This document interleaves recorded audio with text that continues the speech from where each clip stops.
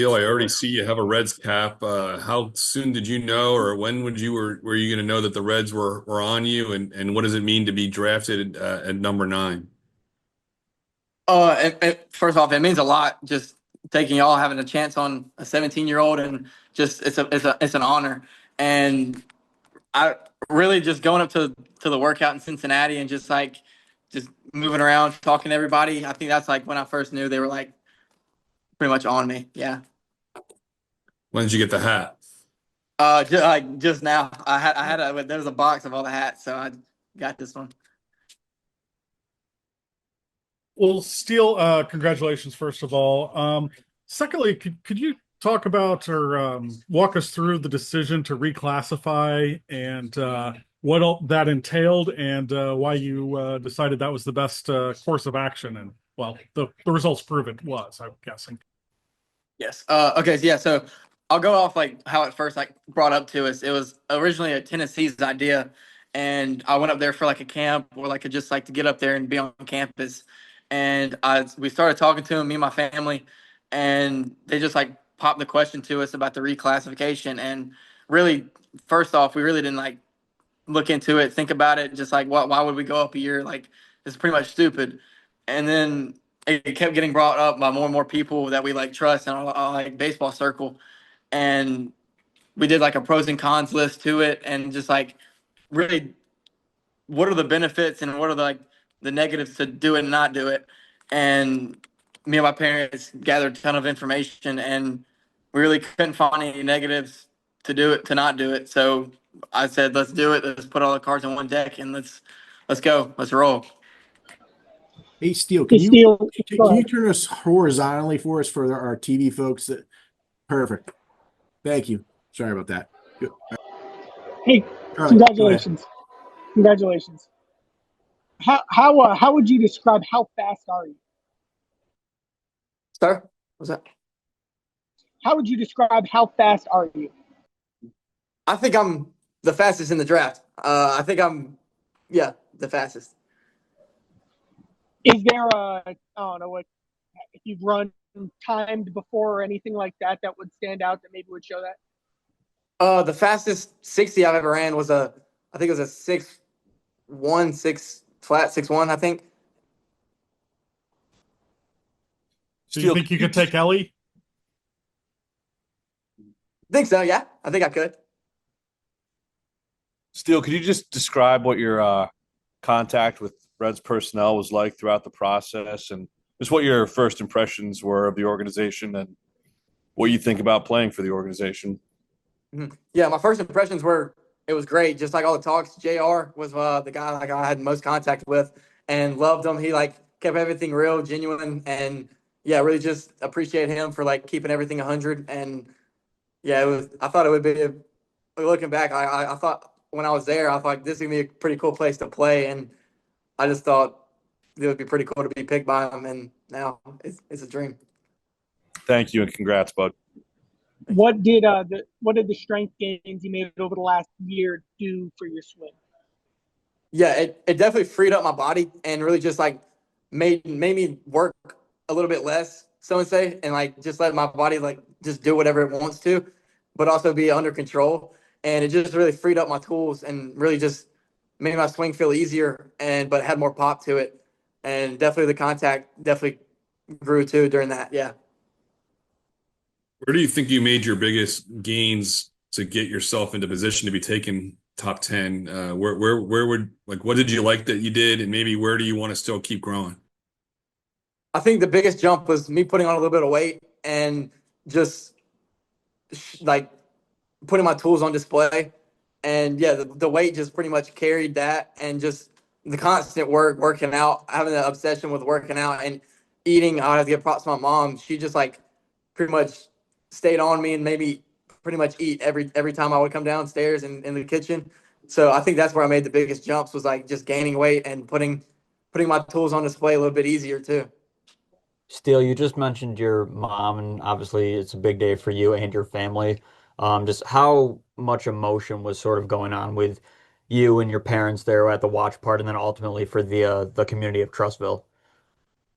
Yeah, there was a lot of emotions definitely going on. My mom was was crying when we got the call. So she had to like pretty much go blank face and go sit back out where we were watching it at. So she was definitely excited, but also a little bit sad that I'm leaving. But I think they're just really excited to everything have like a little bit of settled down and just that I'm like finalized somewhere a little bit. And my dad, he loved it. He was crying a little bit too. So I think it was just a rush of emotions, and yeah, we're just happy to be a Cincinnati Red.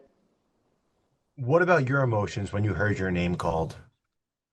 Yeah, it was a little bit a sigh of like relief, but also I kind of teared up a little bit. So a lot of just like happiness happened, and like I don't know, I thought it was cool, and definitely wanted to be a Cincinnati Red. Listen, you're only 17 years old. I've been following your press tour a little bit. I saw you on MLB Central not too long ago. When did you get this confidence on the mic in front of the camera? Because for a kid your age, you're doing it pretty well. I think it really started my first like in-home meeting, and that just like kicked it off, and really just got me more comfortable just talking and just being myself. That's like my biggest thing, and my dad's like been preaching on me, just like be where your feet are and always like be yourself, be genuine. And if it's a bad thing, then yeah, that's just it. So I don't know. I just like to be genuine and always like I don't know. I'm always smiling, so I'm always having fun. So I mean, can't complain. Steele, what was sort of the importance of having the watch party? I don't know exactly where it was in town, but it looked like it was downtown Trussville. Just what was the importance of sort of having that support system of the whole town behind you? It was great. I really didn't expect that many people to come, and I'm really like thankful for everybody to be there. Like it's like I'm standing on their shoulders, and I'm really just like looking back on my whole life and just thinking how like people pretty much molded me from who I am to today, and just I'm so grateful for everybody and just like for the people who came out. It's like I just want to give props to them because like they didn't have to drive 4 hours, 5 hours to come, but they did because yeah, I was impacted their life too. So I was very thankful. Yeah. Steele, do you have any big league players, other college players, maybe older than you that you're particularly close with, or have worked out with, or have learned from?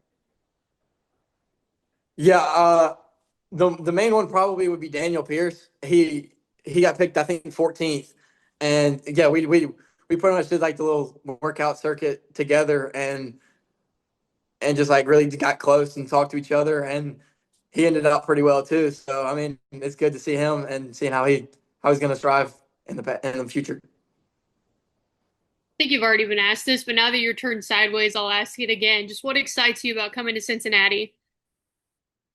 Just being there and just always like baseball is going to be my life now. So I'm looking forward to that. I'm also looking forward to like just always been around like the big league guys and just like having that expertise pretty much and just all the great coaches y'all have and just Cincinnati is a pretty good place too. So it's pretty pretty.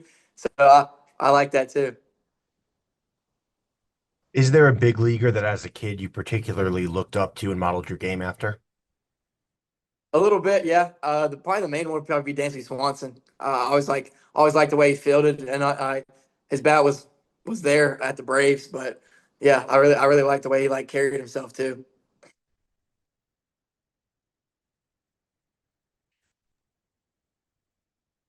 Anybody else? Congratulations. Steele, thank you very much. I appreciate you joining this call. It means a lot. Thank y'all. I appreciate Thanks, it. Steele. Thanks so much, Steele. Younger kid, you aren't that surprised to see significant gains year over year with them. And that's what we saw over the course of the year. He just kept getting better every time we saw him. Right now. Hey, Joe, how much did your guys' like experience with Cam reclassifying and coming in? How much did that help or change kind of your thoughts about this and those reclassified type players? I don't think it really changed anything. But we're always looking for that best player available, like I keep saying every single year when I hop on the calls with you guys. So we obviously were comfortable going through the same process with Cam being, a really young player when he came into the system, and we're excited that Steele's going to follow in that same path. I assume, is he going to stay as a shortstop, or do you project him moving around to something else? We think he's a shortstop. Has the athleticism to play other places, but he has every bit of a shortstop's ability with all the things he does on the field. I obviously haven't seen him with what you read. Talk about swing and miss and hit tool, etc. Like, how do you see the bat right now, and then maybe how do you see the bat needing to develop? We've seen the bat really make strides over the last year, and I think that's the strength gains that he's made. If you heard the broadcast, he's put on about 15 pounds of muscle since this point last year. And some of the analytic numbers from the summer we weren't that concerned about because, again, we're talking about a player that was a full year younger than the draft class on the whole. So that time and that projection moving forward is something that gives us some comfort that that the gains we've seen now are going to stick and that he's really going to be moving in the right direction moving forward as well. On the broadcast, they kind of hit it pretty hard, but you did see it. Like what do you think about the Trey Turner comps and that kind of player? I think it's hard to put those sort of expectations on a player. You're talking about a guy who signed a $300 million contract at the big league level, but that was a comp that got brought up in the room by our group. Dansby Swanson was one. Trey Turner was one. That type of player that is ultra athletic, can run, can throw, can play defense, and provides value with the bat as well as a leadoff type of guy. That's how we saw Steele, and that's ultimately what led us to be comfortable with taking him. What stood out about the makeup?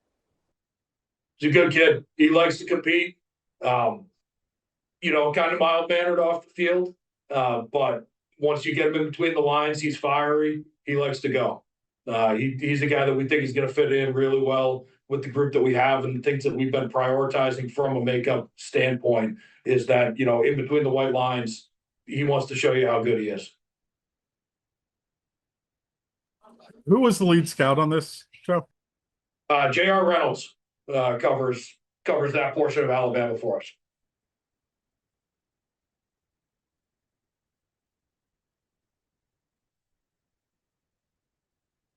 You guys good? All right, By me. Joe, thanks for doing this so quick. Right. Thanks, Joe. Really appreciate it. That gap to 51, I figured might as well jump in right now, and then I'll talk to you guys in a couple hours when we're done with it all tonight. Thank you. Thanks, Nick, for trading that other pick. We'll hope to get a haul here soon, too. Trent, you tell him that. It's not coming from me.